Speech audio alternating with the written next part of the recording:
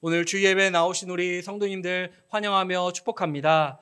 우리 옆에 분과 함께 올해 표어로 같이 인사를 한번 나누실까요?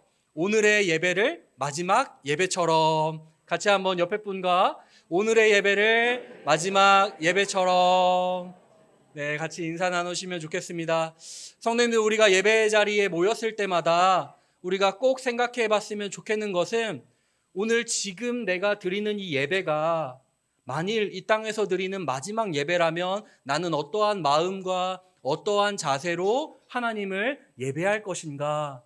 이 고민을 우리는 항상 해야 합니다.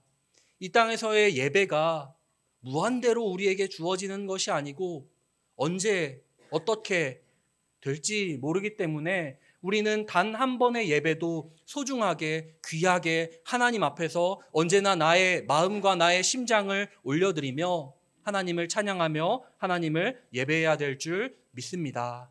오늘 올 한 해 표어 예배에 맞춰서 같이 설교 시간에 예배의 요소들을 하나하나씩 생각해 보려고 하는데요.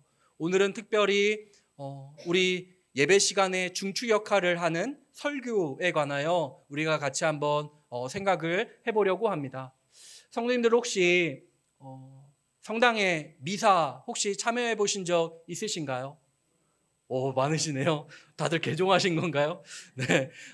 저희 사촌 누나가 성당을 안 다니는데 무슨 드라마에 이렇게 빠졌는지 아름답게 명동성당에서 갑자기 결혼식을 하고 싶다고 갑자기 명동성당에서 갑자기 등록을 하고 다니더니 명동성당에서 이렇게 결혼 예식을 올렸거든요. 그래서 미사에 처음 참여해 보니까 뭐 앉았다 일어났다 하는 것도 너무나 많고 그리고 시간도 되게 길고 그리고 이게 무슨 의미이지 하는 것들을 굉장히 많은 요소들을 담고서 참여하는 것을 보게 된 적이 있습니다. 우리는 1517년 마르틴 루터가 95개조 방방문을 비텐베르그 대성당에 붙인 것으로 시작하여 우리 개신교가 시작되지 않았습니까? 개신교의 종교개혁자들이 가장 먼저 예배의 요소에서 뜯고 고치고 수정했던 것이 뭐냐면 바로 설교입니다. 설교를 예배의 중심으로 확 끌고 올라간 게 종교개혁자들이거든요. 종교개혁자들이 왜 그렇게 했냐면 하나님의 말씀이 그 무엇보다 위대하고 뛰어나기 때문에 그것이야말로 하나님의 생명이기 때문에 종교개혁자들은 하나님의 말씀을 예배의 중추 자리로 놓게 되었습니다. 종교개혁자들의 기치 중에 하나가 라틴어 아드 폰테스라고 하는데요. 근원으로라는 뜻입니다. 근원으로 돌아가자라는 거거든요. 그런데 종교개혁자들이 보기에 근원은 무엇이냐 하면 당연히 하나님의 말씀이었습니다. 하나님의 말씀에 비춰봤을 때 예배의 요소들 하나하나가 이것은 인간적인 방법과 인간적인 생각이고 인간적인 요소이고 하는 것들은 로마 카톨릭의 미사로부터 다 제거를 하고 이것은 성경에 나와 있는 예배의 방식이고 하나님이 원하시는 하나님의 뜻이다라는 것들은 예배의 요소들로 다 세우게 되었거든요. 종교개혁자들은 언제나 하나님의 말씀인 성경으로 돌아가고 싶었습니다. 그러면 종교개혁자들은 성경의 어떤 부분, 어떤 장면을 보고 설교를 예배의 중심으로 위치시켰을까요? 바로 오늘 본문 말씀 느헤미야 8장의 이 말씀을 모토로 삼고 설교야말로 우리 예배 시간에 가장 중심에 위치해야 한다라고 결론을 내렸습니다. 오늘 이 본문 말씀을 통해 설교란 무엇인지 세 가지를 생각해 보려고 합니다. 먼저 첫 번째로 설교는 예배자의 갈급함과 하나님의 말씀이 만나는 시간입니다. 오늘 본문 말씀을 보시면은요, 이스라엘 백성들이 바빌로니아의 포로로 잡혀갔다가 하나님의 약속대로 70년의 그 시간을 다 채운 다음 이스라엘 고국 땅으로 귀환을 하게 됩니다. 이방인들의 방해가 비록 있었지만 놀랍게도 성벽을 52일 만에 성벽을 다시 재건하기도 했습니다. 이제 좀 안정을 취하고 살만해진 듯 보입니다. 성벽을 다시 지었다라는 것은 우리 삶의 안전망이 구축되었다라는 의미이지 않습니까? 숨을 좀 돌릴 수 있게 된 것이죠. 이때 이스라엘 백성은 안주하고 나태해지는 것이 아니라 한자리에 모여 무엇인가를 간절하게 요구하기 시작합니다. 모든 백성이 일제히 수문 앞 광장에 모입니다. 누가 시켜서가 아니라 자발적으로 일사불란하게 모여서 성경 교사인 에스라에게 이렇게 요청을 합니다. 여호와께서 이스라엘에게 명령하신 모세의 율법책을 좀 가지고 와주십시오 라는 부탁을 합니다. 누가 동원령을 내린 것이 아닙니다. 출석 체크를 한 것도 아닙니다. 그들의 마음속에 공통된 갈급함이 생기자 누가 먼저랄 것도 없이 한 마음으로 광장에 모여들었던 것입니다. 성도님들, 설교의 은혜는 목사가 강대상에 올라올 때 시작되는 것이 아닙니다. 우리가 예배당 문을 열고 들어오기 전, 아니 토요일 저녁부터, 아니 주중에 하나님께서 어떤 말씀을 주실까라고 기대하며 준비할 때 설교의 은혜는 이미 시작되는 것입니다. 예배의 성패는 강대상 위에서 실시간으로 결정되는 것이 아니라 바로 우리의 갈급한 마음에서부터 시작이 된다라는 것입니다. 광장에 모인 백성들이 학사 에스라에게 요청한 것은 모세의 율법책을 가지고 와달라는 부탁입니다. 보통 우리는 설교자가 말씀을 들어보십시오, 여러분 집중해 주십시오 하는 겉면에 익숙해 있습니다. 설교는 설교자 혼자가 하는 것이라고 생각하곤 합니다. 설교를 설교자 혼자 만드는 공연이라 오해하실 수 있는데 절대로 아닙니다. 설교자가 설교를 준비해도 어디 한번 해봐라, 나를 한번 설득시켜봐라 하는 마음으로 팔짱 끼고 앉아 있으면 그 말씀은 당연히 공허한 메아리가 될 수밖에 없습니다. 설교는 설교자 혼자 하는 것이 아니고 온 회중이 함께 만드는 것입니다. 이스라엘 백성은 일제히 바로 그 영적 갈급함으로 설교 시간을 은혜로 채워가며 만들어 가고 있습니다. 이들이 어찌나 하나님의 말씀에 대한 갈급함이 있었는지 설교 시간이 어떻게 되었다라고 본문에서 이야기를 합니까? 3절에 보니까요, 새벽부터 정오까지 뭇 백성이 그 율법책에 귀를 기울였는데 라고 말씀합니다.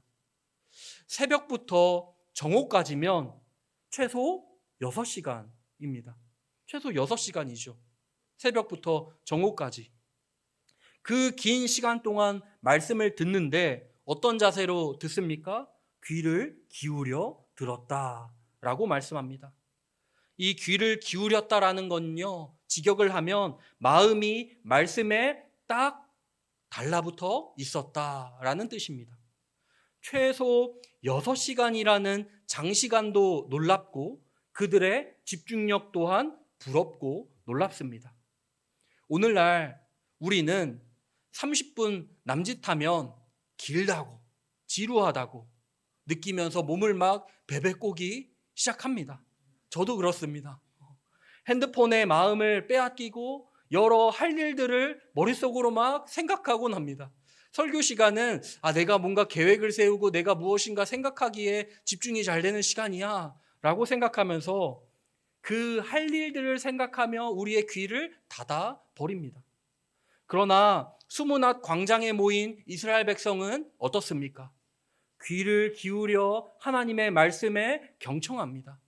그것이 생명의 말씀, 나를 소생시키고 나를 살리실 말씀이라는 것을 확신하며 갈급함이 그들 가운데 있었기 때문에 가능한 일이었습니다. 이스라엘 백성이 잘 알았던 것이 무엇이었냐 하면은요, 귀환 후에 52일 만에 성벽을 재건하지 않았습니까? 그런데 그 벽돌 성벽이 나의 삶을 지탱하고 보호하는 것이 아니라 하나님의 말씀이 나의 삶을 붙들고 살게 한다는 것을 그들은 잘 알았던 것입니다. 성도님들, 우리 삶에 필요한 것은 벽돌 성벽이 아닙니다. 우리의 노력과 우리의 수고로 우리가 안전할 것이다, 이것이 있으면 내 삶은 풍요로워질 것이다 생각하면서 우리가 한 벽돌 한 벽돌 쌓아 올리는 그 성벽이 우리에게 필요한 것이 아닙니다. 우리에게 필요한 건 영혼의 성벽입니다. 영혼의 성벽, 곧 하나님의 말씀의 성벽이 우리 삶에 필요합니다. 설교의 주인공은 설교자도 아니고 회중도 아닙니다. 말씀하시는 하나님이 주인공이십니다. 하나님은 갈급해하는 자들에게 당신의 뜻을 밝히시고 당신의 음성을 듣게 하십니다. 바라기는 우리 모두가 설교 시간에 갈급함을 가지고 나와 하나님의 말씀과 날마다 대면하기를 주님의 이름으로 축원드립니다. 둘째로, 설교는 하나님의 임재 앞에 서는 경외의 시간입니다. 백성들의 요청으로 에스라가 하나님의 말씀을 들고 회중 앞에 서는데 4절 말씀을 보니까 특별히 지은 나무 강단에 섰다라고 말씀합니다. 우리말 성경으로 읽으면 오늘날 이런 우리 예쁜 이 나무 강대상 있죠? 이런 나무 강대상에 에스라가 선 것으로 상상하기가 쉽습니다. 그런데 히브리어 원문을 보면 미그달이라는 단어인데요, 사전적인 의미가 망대, 탑입니다. 그러니까 보통 높은 나무 강단이 아니라 아주 높은 강대상에 에스라가 올라섰다라는 것을 우리가 알 수 있습니다.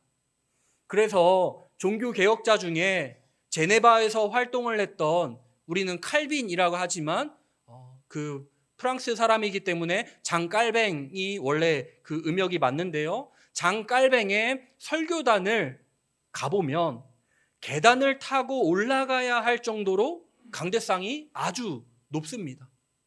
그 보면은 무슨 생각이 드냐면, 아니 설교 시간에 설교자 보고 있다가는 목 디스크가 걸리겠다 싶을 정도로 아주 높은 자리에 강대상이 위치해 있습니다. 비정상적으로 아주 높은 단 위에서 하나님의 말씀을 증거합니다. 그렇게 높게 만든 이유는요, 무슨 설교자가 위험 있어 보이려고, 높은 데서 군림하려고 그런 의도가 아니라 설교를 통해 선포되는 하나님의 말씀의 권위 때문에 에스라든 깔뱅이든 높은 강대상에서 하나님의 말씀을 선포했던 것입니다. 하나님의 말씀이 우리 인생의 그 어떤 지혜나 지식보다 더 높고 위대하다는 것을 시각적으로 선언을 하고 있었던 것이죠. 오늘날의 강대상도 마찬가지입니다. 이 강대상은 설교자의 지식을 뽐내는 무대도 아니고요, 설교자 개인의 이야기를 들려드리는 자리도 아닙니다. 하나님의 말씀이 선포되고 하나님의 말씀이 우리를 사로잡는 귀하고 복된 시간이 바로 설교 시간이지요. 에스라가 높은 강대상에 올라 모든 백성 앞에 서서 성경책을 펼 때 놀라운 광경이 펼쳐집니다. 본문 5절 하반절인데요, 책을 펼 때에 모든 백성이 일어서니라. 누가 시킨 게 아닙니다. 일어서십시오 얘기한 게 아닙니다. 그러나 약속이라도 한 듯 그 자리에 모인 모든 백성이 일제히 일어섭니다. 왜일까요? 에스라 때문일까요? 당연히 아닙니다. 하나님의 말씀이 펼쳐지는 순간 그곳에 하나님이 임재하셨음을 직감했기 때문입니다. 왕의 어명이 도착하면 어떻습니까? 신하들이 그 자리에 즉시 예의를 갖추지 않습니까? 무릎을 꿇고 바로 그 어명을 받아들지 않습니까? 마찬가지입니다. 어느 날 한 성도님 댁에 신방을 갔는데 성도님이 이런 얘기를 하셨습니다. 오늘 하나님이 신방을 오셨습니다. 참 감사한 날입니다. 제가 그 이야기를 듣고 깜짝 놀랐습니다. 무슨 말씀하시는 거세요? 목사 띄우시면 안 됩니다. 목사는 하나님이 아닙니다. 그런데 그 성도님이 그 대답하시는 그 답변이 저에게 큰 깨달음을 주었습니다. 목사님이 하나님의 말씀을 가지고 오기 때문에 하나님이 오신 것과 같습니다. 저는 목사라는 사람을 보고 당황해 했는데 그 성도님은 말씀을 보시고 하나님을 의식하셨던 것입니다. 큰 배움이었습니다. 성도님들 여기서 삐딱하게 오해하셔서 야, 이 목사가 자기 하나님 대접해달라나 보다 그렇게 오해하시면 진짜 오해이십니다. 저 또한 마찬가지로 우리가 어떤 자세로 설교를 대하고 있는지 점검해 보기를 원해서 그렇습니다. 우리는 너무나 편안한 의자에 앉아 너무나 편안하고 가벼운 마음으로 설교를 관람하고 있지 않습니까? 우리는요, 몸은 비록 앉아 있을지라도 우리의 영혼은 이스라엘 백성들처럼 하나님의 말씀 앞에 기립해 있어야 합니다. 주님, 말씀하옵소서, 주의 종이 듣겠나이다 라는 그 경외감이 설교를 살아있는 사건으로 바꾸어 놓습니다. 경외하면서 말씀을 받으니까 어떤 반응이 일어납니까? 본문 6절을 보시면은요, 에스라가 위대하신 하나님을 송축하자 모든 백성이 손을 들고 아멘 아멘 하고 응답하고 몸을 굽혀 얼굴을 땅에 대고 여호와께 경배를 합니다. 아멘이라는 뜻은 오후 예배 때 말씀드린 적이 있는데요. 아람어 아만에서 유래한 단어이고 확실합니다, 견고합니다 라는 사전적인 의미를 가지고 있다라고 말씀을 드렸었습니다. 지금 이스라엘 백성은 에스라의 목소리를 통해 들려오는 하나님의 말씀에 자신의 온 삶을 걸고 손을 들고 몸을 굽히고 얼굴을 땅에 대고 맞다고 확실하다고 그렇다고 화답을 하고 있습니다. 설교는 말 잔치가 아닙니다. 예화가 재밌냐? 내 삶에 지금 당장 적용이 되는 이야기냐? 말 속도나 발음이나 목소리나 크기나 넥타이 색깔 잘 어울리냐? 등등. 그런 것들이 괜찮냐? 분석하는 시간이 아닙니다. 선포되는 하나님의 말씀 앞에 나의 자존심과 나의 고집을 꺾고 아멘으로 하나님의 말씀에 굴복하는 시간이 바로 설교 시간입니다. 바라기는 우리 영혼이 하나님의 말씀 앞에 일어서기를 간절히 소원합니다. 삶을 다한 아멘의 고백이 우리 삶에 끊이지 않기를 간절히 소원합니다. 그 말씀에 대한 경외감이 회복될 때 우리는 비로소 설교를 통해 우리를 통치하시는 만유의 왕, 우리 구주 예수 그리스도를 만나게 될 것입니다. 마지막 셋째로 설교는 하나님의 뜻을 해석하고 깨닫게 하는 것입니다. 본문 8절 말씀인데요. 하나님의 율법책을 낭독하고 그 뜻을 해석하여 백성에게 그 낭독하는 것을 다 깨닫게 하니. 설교의 시작과 끝은 오직 하나님의 말씀입니다. 설교는 설교자의 개인 철학, 정치적 견해, 시사 상식, 세상 이야기를 전하는 시간이 아닙니다. 설교는 기록된 하나님의 말씀을 다시 풀어 들려주는 시간입니다. 설교는 최소 2000년 전에 기록된 성경의 내용을 오늘날 우리의 언어로 번역하고 통역하여 그 뜻과 의미가 무엇인지 성도님들 모두가 알 수 있도록 전달하는 시간이 바로 설교입니다. 말씀과 성도님들의 삶에 다리를 놓는 작업이 바로 설교인 것이죠. 그때의 그 말씀이 오늘 나에게 무슨 상관이 있는가? 이 질문에 답을 하는 것이 바로 설교입니다. 그리고 우리말 성경에서, 우리말 번역에서는 깨닫게 하니라고 번역을 하였는데, 히브리어 웨숑 셰켈이라는 이 말은 직역하면 깨달음을 두었다라는 뜻입니다. 깨달음을 두었다라는 거예요.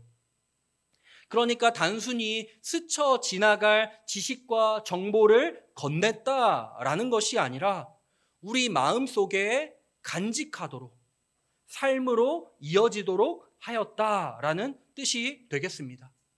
설교의 완성과 설교의 마침은요, 설교자의 마무리 기도가 아닙니다. 우리 모두가 하나님의 말씀에서 깨달음을 얻고 삶의 현장으로 돌아가 미워하던 사람을 용서하고 사랑하기 위해 눈물로 기도하고, 그리고 평화가 없는 곳에 화평을 도모하고, 절망하던 자리에서 하나님께 소망을 두고 다시 일어설 때, 그때 비로소 한편의 설교가 완성이 되는 것입니다. 성도님들, 오늘 우리는 설교가 무엇인지 생각해 봤습니다.